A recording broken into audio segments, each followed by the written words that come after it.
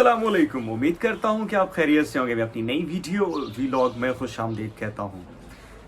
जैसा कि आपको बताऊं कि मुझे अपनी फाइजर BioNTech की पहली खुराक पहली डोज जो है वो लग चुकी है। मेरी इस वीडियो को बनाने का मकसद आपसे दो मालूमात शेयर करनी है। एक तो ये कि इसकी अपॉइंटमेंट, वैक्सीनेशन की अपॉइंटमेंट किस तरह से हासिल की जाए, और दूसरा मेरी वीडियो का जो हिस्सा है उसमें मैं आपको बताऊंगा कि मेरा ये तजुर्बा, मेरा ये एक्सपीरियंस कैसा रहा। मतलब कि वैक्सीनेशन सेंटर पे मैंने क्या देखा और वो भी आपके साथ में शेयर करूंगा। उसके साथ साथ एक चीज़ बताऊं आपको, हालांकि वहाँ पे वीडियो बनाना, किसी भी किस्म की कोई तस्वीर बनाना ममनू था, मना था सख्ती के साथ, उसके बावजूद कुछ शॉर्ट क्लिप्स मैंने रिकॉर्ड किए हैं, वो भी आगे चल के मैं आपसे शेयर करूँ। तो जी, सबसे पहले कन्फ्यूजन्स हैं बहुत सारे मशवरे हैं। लोगों को नहीं मालूम कि ये अपॉइंटमेंट एक्चुअली में कैसे बुक करनी है।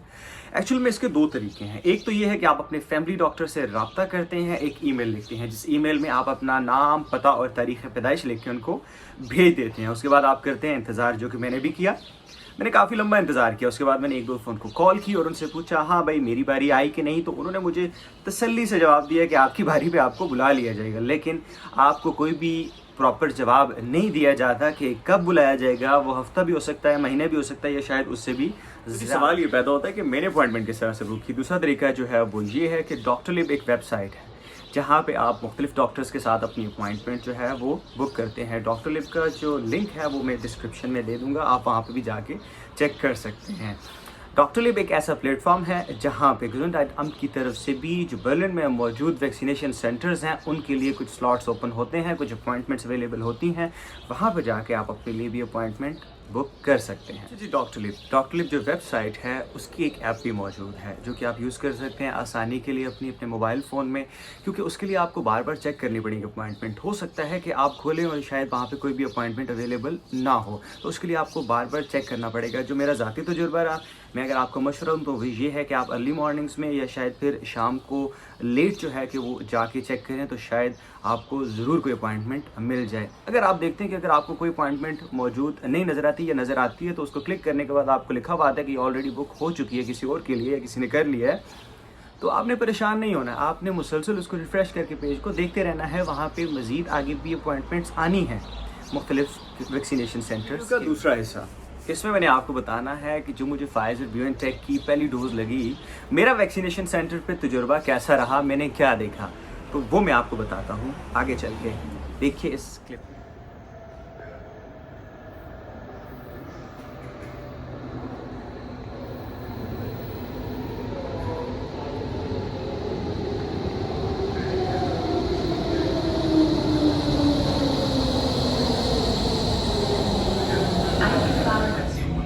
Alexanderplatz. Übergang zu den U-Bahn-Linien 2, 5, 8 und zum Regionalverkehr. Achtung, Türen.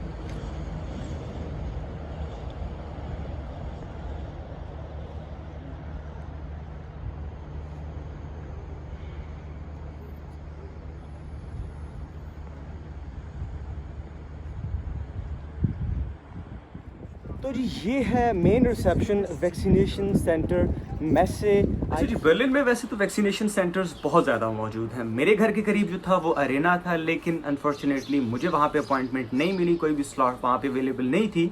तो जो मेरे लिए अवेलेबल थी या मेरी अपॉइंटमेंट थी वो थी मैसे ICC।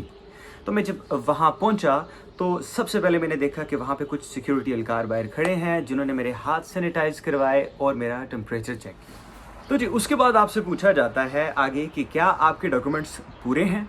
तो अब सवाल ये पैदा होता है कि रिक्वायर्ड डॉक्यूमेंट्स हैं क्या। ये मैं बताता हूँ। जी, अब आपको वो कौन सी रिक्वायरमेंट्स हैं जो चाहिए, जो आपके पास होनी चाहिए जब आप वैक्सीनेशन सेंटर पहुँचते हैं। तो उसके लिए सबसे पहले आपके पास आपका आउसवाइस, आपका ID कार्ड होना चाहिए, जो कि बहुत ज़रूरी है आपकी शनाख्त के लिए। उसके बाद दूसरी चीज़ है वो वैक्सीनेशन पास, वैक्सीनेशन कार्ड है, जो कि येलो कलर का होता है। अगर आपके पास मौजूद नहीं है तो आप अपने किसी भी फैमिली डॉक्टर या किसी भी और डॉक्टर से वो अप्लाई करके ले सकते हैं, दस्ती आपको मिल जाता है, कोई बड़ा प्रॉब्लम नहीं है। उसके बाद ये है कि तीसरी चीज़ जो सबसे ज़रूरी है वो ये है कॉन्सेंट फॉर्म, जो कि आप जब अपॉइंटमेंट अपनी बुक करते हैं तो उसी पे ही मौजूद होती है वो फ़ाइल, जो कि आप डाउनलोड करते हैं और उसके बाद आप प्रिंट निकाल के उसको फिल करके अपने साथ ले के जाते हैं। ये तीन चीज़ें आपके पास होना बहुत ज़रूरी हैं। कौन सी? आपका ID कार्ड, आपका वैक्सीनेशन पास और कॉन्सेंट। वहाँ पे वैक्सीनेशन सेंटर की बिल्डिंग के अंदर जब आप दाखिल हो जाते हैं तो प्रोसेस को फॉलो करना बहुत ही आसान है। एक तो ये है कि वहाँ पे उन्होंने येलो मार्किंग करके फ़र्श के ऊपर तो आपको बड़ी आसानी से जो है कि बताया होता है किस डायरेक्शन पे आपने जाना है या अगला स्टेप आपका क्या है। या फिर वहाँ पे वी हेल्थ इन बेलिन के नाम से एक फाउंडेशन मौजूद है जिसके एहलकार मौजूद हैं, कुछ कलरफुल जैकेट्स पहने, तो वो भी आपको पूरी मालूमात फराम करते हैं। आपका किसी भी किस्म का सवाल हो वो आपको जवाब देते हैं।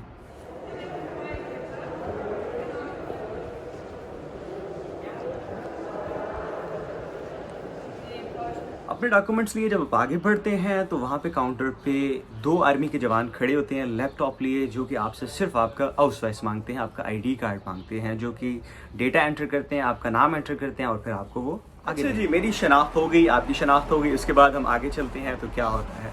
आगे जब आप जाते हैं तो वहाँ पे एक केबिन मौजूद है, रिसेप्शन नुमा केबिन की, जिस पे एक फ़ौजी एहलकार बैठा हुआ है। वो आपसे सारे रिक्वायर्ड डॉक्यूमेंट्स जो है वो पूछ लेता है कि आप साथ लाए हैं तो वो दे दीजिए। और साथ ही में आपसे एक सवाल होता है और वो ये है कि क्या आप प्रायोरिटी लिस्ट में आते हैं।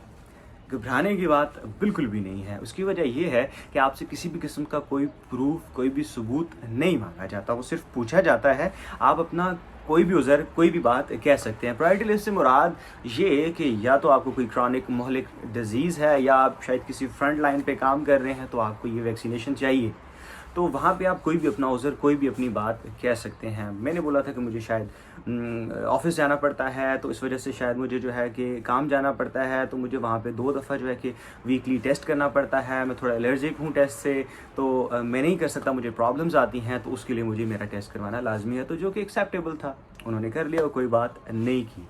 तो उसके बाद ऐसा होता है कि वहाँ पे आपको एक फॉर्म उनकी तरफ से दिया जाता है कि जिस पे आपने अपना डेटा सारा फिल करके साइन करके देना होता है कि हाँ जी, मैं राज़ी खुशी ये वैक्सीनेशन करवाना चाहता हूँ अपनी मर्ज़ी के साथ।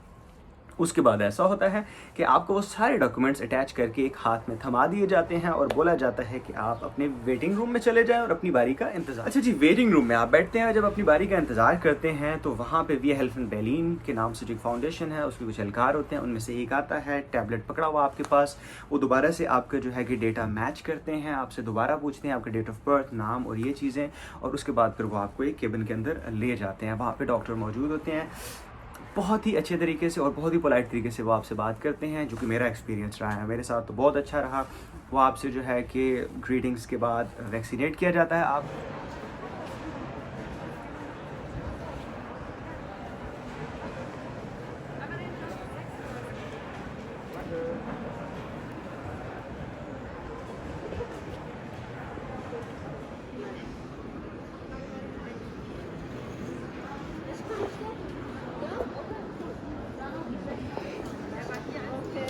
वैक्सीनेशन के बाद जब आप वैक्सीनेट हो जाते हैं उसके बाद आपको एक दूसरे वेटिंग रूम में भेज दिया जाता है, जहां पे तकरीबन आप कुछ 15 मिनट तक इंतज़ार करते हैं। आपको 15 मिनट अंडर ऑब्जर्वेशन रखा जाता है कि आपको किसी भी किस्म का कोई सिम्टम तो नहीं ज़ाहिर हो रहा या फिर कोई भी साइड इफ़ेक्ट तो नहीं ज़ाहिर हो रहा। उसके लिए वहाँ पे डॉक्टर्स मौजूद होते हैं, कुछ नर्सेस मौजूद होती हैं, जो कि अगर इस तरह का कोई वाक़या होता है तो वो आपको व्हील चेयर पर बिठा के दोबारा से अंदर ले जाते हैं। उसके साथ आप 15 मिनट के बाद अपनी मर्ज़ी से घर जा सकते। तो जी अल्हम्दुलिल्लाह से मेरी पहली डोज़ फाइज़र की मुझे लग गई है और मुझे अल्हम्दुलिल्लाह से किसी भी किस्म का कोई साइड इफ़ेक्ट तो नहीं हुआ। वैसे 15 मिनट बिठाते हैं आपको देखने के लिए कि अगर जो है कि आपको कोई किसी किस्म का साइड इफ़ेक्ट है तो। मेरा तजुर्बा कैसा रहा? ओवरऑल मेरा तजुर्बा तो बहुत ज़बरदस्त रहा, बहुत शानदार रहा। मैं अगर बोलूँ कि सिक्योरिटी एहलकार या मैं बोलूँ फिर वी हेल्थ इन बेलिन के नाम से जो फाउंडेशन मौजूद थी उसके लोग, या फिर आर्मी के जवान जो मौजूद थे, या फिर डॉक्टर्स, सारे ही बहुत अच्छे थे, बहुत अच्छे तरीके से बिहेव कर रहे थे। वेल ट्रेंड लोग थे और क्वालिफाइड लोग थे, मतलब कि हर बंदे को पता था कि उसने अपना काम कैसे करना है। और सबसे बड़ी बात, आपकी आसानी के लिए आपके सवालात के प्रॉपर तरीके से जवाब दिए। अच्छा जी, प्रायोरिटी लिस्ट की मैंने जो बात की थी तो वो एक इन्फॉर्मेशन आपके साथ में शेयर करता चलूँ, और वो ये है कि 8 जून से आपको किसी भी प्रायोरिटी की ज़रूरत नहीं पड़ने वाली। मतलब कि आप अपनी अपॉइंटमेंट बुक करें और वैक्सीनेशन सेंटर चले जाएं और बिना किसी बात के, बिना किसी फ़िक्र के आप अपनी वैक्सीनेशन करवा सकें। जिसका मैं जवाब नहीं दे पाया, ऐसी कोई बात आपके माइंड में मौजूद है जो आप जानना चाहते हैं, पूछना चाहते हैं, तो आप ज़रूर पूछिए कमेंट सेक्शन में। मुझे कमेंट कीजिए, मैं कोशिश करूँगा कि आपके हर कमेंट का रिप्लाई करूँ। उम्मीद करता हूँ कि आपको ये मेरी वीडियो पसंद आई होगी। अगर आपको ये मेरी वीडियो पसंद आई है, अगर ये मालूमात जो है वो आपके लिए मददगार साबित हुई है, तो मेरी इस वीडियो को लाइक और शेयर करना मत भूलिए। और उसके साथ अगली वीडियो तक अपना और अपनों का रखिए ख्याल। तब तक के लिए अल्लाह हाफ़िज़।